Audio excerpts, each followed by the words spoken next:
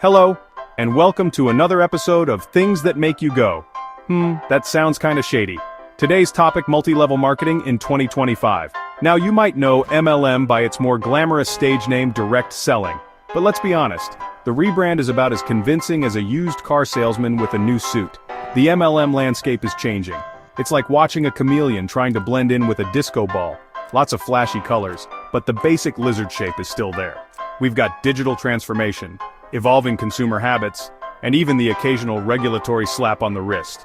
But is any of it enough to change the fundamental problems at the heart of MLM?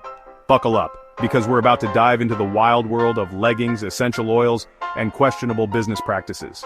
The truth is, MLM has always relied on exploiting people's hopes and dreams. It promises financial freedom and the flexibility to be your own boss. But for the vast majority of participants, the reality is far less glamorous. We'll get into those dismal success rates later. But first, let's talk about how much money this industry is actually raking in. Spoiler alert, it's a lot. Alright folks, brace yourselves. The global MLM industry is projected to reach a staggering, insert large, specific dollar amount in revenue by 2025. Yes, you heard that right. This industry, built on a foundation of questionable ethics and even more questionable products, is making bank. Unsurprisingly, the United States remains the MLM promised land, with a market size that could make your head spin. But hold on to your hats, because China is hot on their heels. And let's not forget about the rising stars of MLM India and Brazil. These emerging markets are like fresh meat for MLM companies: eager participants, limited regulations, and a whole lot of untapped earning potential. For the people at the very, very top, that is. Now, before you rush out to join the nearest essential oil downline, let's remember one crucial thing. Revenue doesn't equal profit for the average MLM participant. In fact, most people involved in MLM actually lose money. But hey, at least the top 1% are laughing all the way to the bank, right?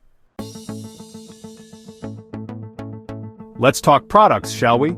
Specifically, the kind of products that make you wonder if a marketing team got together and said, what can we sell to people who are desperate for a side hustle?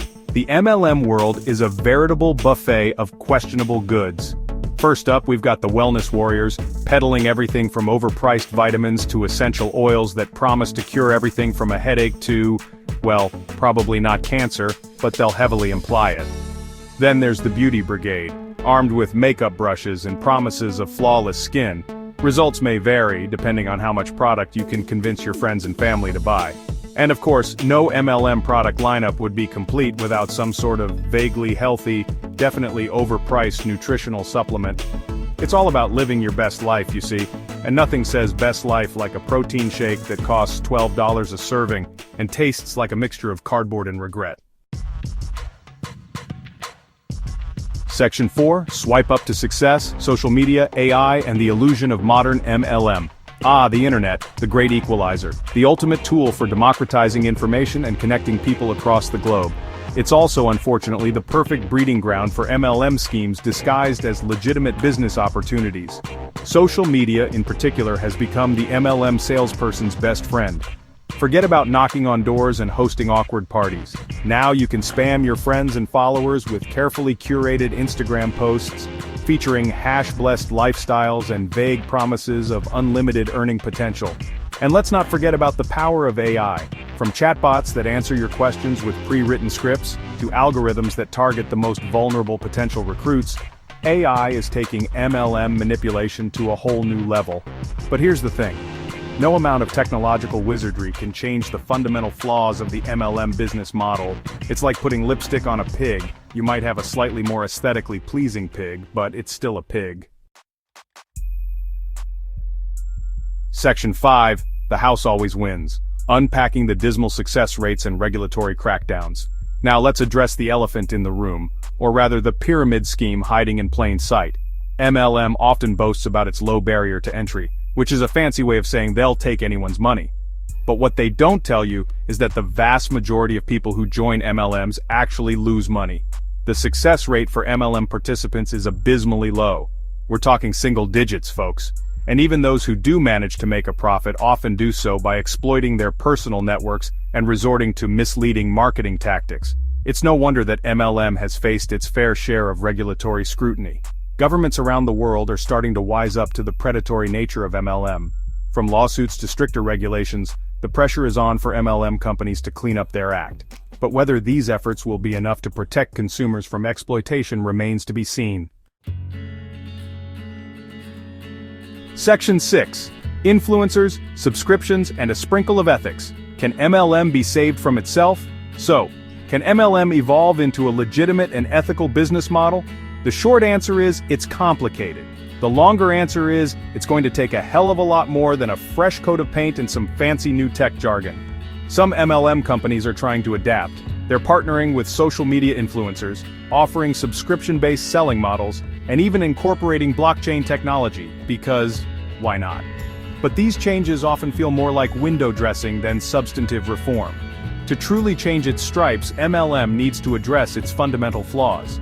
That means prioritizing ethical business practices over aggressive recruitment tactics. It means being transparent about the low success rates and the potential for financial loss. And it means focusing on selling quality products that people actually need and want rather than relying on hype and emotional manipulation. Section 7, MLM in 2025, a business model on life support, but probably not dead yet. Well folks, we've reached the million-dollar question, or perhaps more accurately, the question of whether anyone besides the top 1% of MLM distributors will ever see $1 million. Is MLM a viable business model in 2025? The answer, much like a bottle of overpriced essential oils, is complicated. On the one hand, MLM is facing increased scrutiny from regulators, growing awareness among consumers, and a shrinking pool of potential recruits. On the other hand, it's a multi-billion-dollar industry with a knack for adapting to new technologies and exploiting people's desire for financial freedom. So, will MLM survive and thrive in 2025? Only time will tell. But one thing's for sure, if MLM wants to have a future, it needs a serious makeover. And I'm not talking about a new logo or a catchy slogan. I'm talking about a fundamental shift in values, priorities, and business practices. Until that happens, MLM will remain what it's always been, a controversial and often exploitative business model that benefits a select few at the expense of many.